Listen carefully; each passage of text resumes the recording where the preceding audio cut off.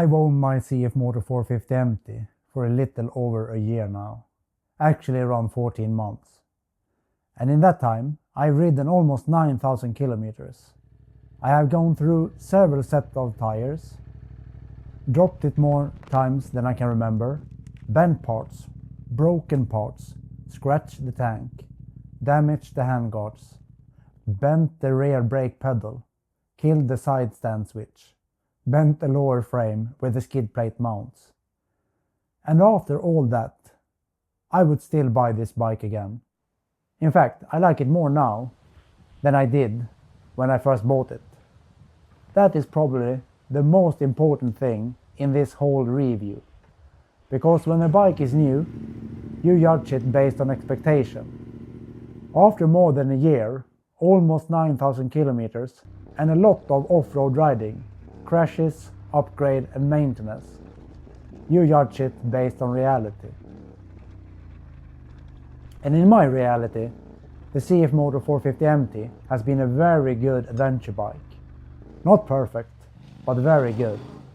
And today, I want to talk about what actually held up, what has failed, what I would upgrade first, and if this bike still makes sense after living with it for more than a year. Quick disclaimer before we start. This video is not sponsored by CFMOTO. Some links in the description may be affiliate links. But everything in this review is based 100% on my own experience with this bike. And this has not been a soft road only test. I have used this bike on gravel roads, forest roads, trails, mud, rocks, roots, and a lot of slower technical riding where the bike has ended up on the ground many times. Actually so many times that I have stopped counting. So let's start with reliability, because it's probably the biggest question people have about the 450MT. And I understand why. There are still a lot of opinions about Chinese motorcycles. You still hear things like, it's a Chinese bike, so the quality must be bad. But after more than a year with this bike, I think that is too simple. Has it been completely problem-free? No. But I have also owned Honda, Yamaha and KTM bikes before, and none of those were perfect either. Every bike has weak points. The question is how serious they are and how the bike holds up when you actually use it. So far, the engine still runs like it did when I first bought it. It starts normally, it sounds the same. I haven't noticed any strange vibration, mechanical noise, or big changes. The clutch feels the same. The gearbox feels the same. It shifts like it did when the bike was new. So mechanically, the bike still feels solid. But I have had two issues worth mentioning. The first one happened late last autumn. A few times the bike suddenly died while riding, but then it started again and ran normally. My best guess is that water got into the ignition barrel after I washed the bike with the key in the ignition. I sprayed a lot of contact cleaner into the ignition, and since then, for about 6 or 7 months, it has not happened again. So I can't say with 100% certainty that this was the cause, but that is what it looked like. The second issue was a leak in the rear brake hose between the rear brake fluid reservoir and the master cylinder. That meant I lost the rear brake function. Could I ride the bike? Yes, but I had to plan my riding more, because I could only rely on the front brake. I fixed it myself by replacing that piece of hose. And one important thing, if you ever replace a hose like that, make sure the hose is made for brake fluid. A fuel hose or a petrol hose is not good enough. Brake fluid needs the correct type of hose. Apart from those two things, I haven't had any major problems that left me stranded. no major engine issues, no big electronic drama, no engine leaks. And considering how I have used this bike, I think that is impressive, because this bike has been dropped a lot. I've had many small crashes and low speed falls in the forest. Not high speed crashes. I'm not talking about big crashes at 80 km per hour. Most of it has been technical riding, low speed mistakes, roots, rocks, and losing balance in the woods. Maybe 17 or 18 km per hour at the most, when things went wrong. But the bike has still hit the ground many times. And what has actually broken? The rear brake pedal has been bent. The side stand switch got damaged. The lower frame or subframe where the skid plate mounts has been bent. The handguards has been damaged. The tank and some plastics are scratched. That's basically it. I'm not saying this bike is indestructible. It isn't. But with the amount of times I've laid this thing down in the forest, I think it has held up very well. And that brings me to upgrades. If you're going to ride the 450MT more aggressively off-road, there are two upgrades I would call mandatory. Tires and a real skid plate. Tires are about safety and fun. The stock tires are okay for road and light gravel, but if you want to ride more technical off-road, they are not the right tool. With better off-road tires, the bike is safer, more predictable, and much more easier to control. You crash less, you slide less, and you trust the bike more. The skid plate is about protecting the engine. The bike comes with a skid plate from factory, and that's nice. But in my opinion, the stock one is more for light protection. Stones, gravel, maybe some spray from the front wheel. I would not trust it for hanging the bike up on logs and rocks. And if you hit the engine hard enough, that can become very expensive very fast. So for me, tires and skid plate come first, before power mods, before nice looking parts, before almost anything else. After those two, the upgrades I would not want to be without are suspension and wheels. Yes, those are also two of the most expensive upgrades. The biggest weakness of the stock bike, in my opinion, is the suspension, especially the front fork. The rear shock is better, not perfect, but better. The front fork is too soft, and the springs are progressive in a way that doesn't work very well for my type of riding. For easier gravel roads and normal adventure riding, many riders will probably be fine.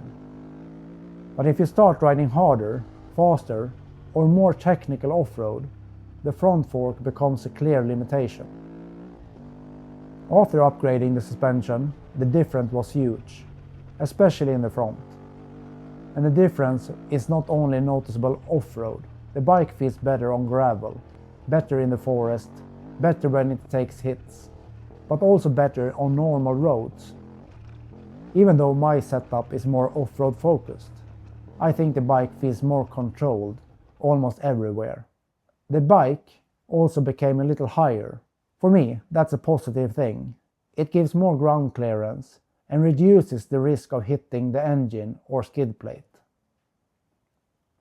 But if you are a shorter rider, or if you really want to reach the ground easily, then that extra height can of course be a negative. The wheels also made a big difference. The bike responds faster to the throttle, it's easier to lift the front wheel, and I think part of that comes from having less rotating mass. But the biggest advantage with new wheels are the tire choice. With the stock wide rims, the choice of aggressive enduro tires is much more limited. With narrower wheels, I can run proper aggressive off-road tires. And that changes what this bike can do. But of course, there are always a compromise. My current wheels and tires are not as comfortable on the road as the stock setup. The bike is more off-road focused now. So if your riding is mostly road, this might not be the right direction. But for me, it makes sense. I've also removed around 12 to 13 kilos from the bike in total. Battery, exhaust, decat and other small things.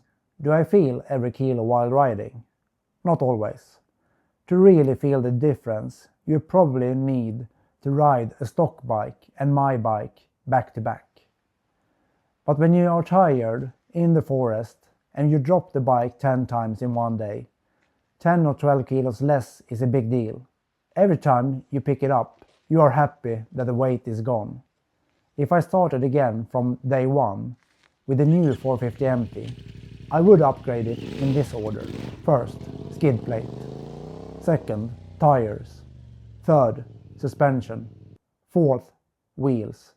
Fifth, weight reduction, battery, exhaust, decat, and things like that. And after that, maybe ECU or fueling upgrades, if you don't care too much about the warranty. I don't really regret any upgrade I've done, but not everything is equal important. Some things are critical, some things are just nice to have. Maintenance has been pretty straightforward. The first service was done at 1,000 kilometers by a dealer.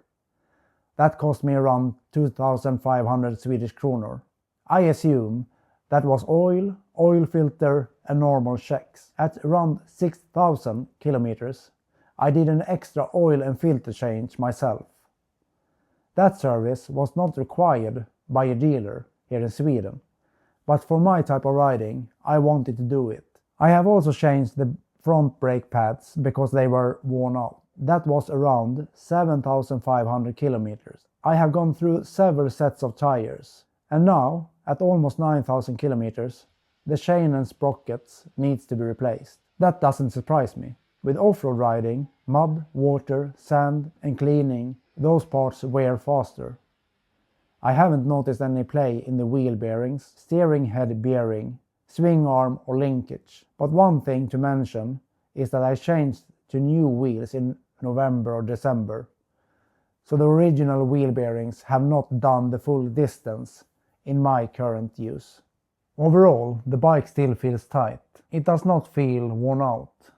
A few bolts have needed attention.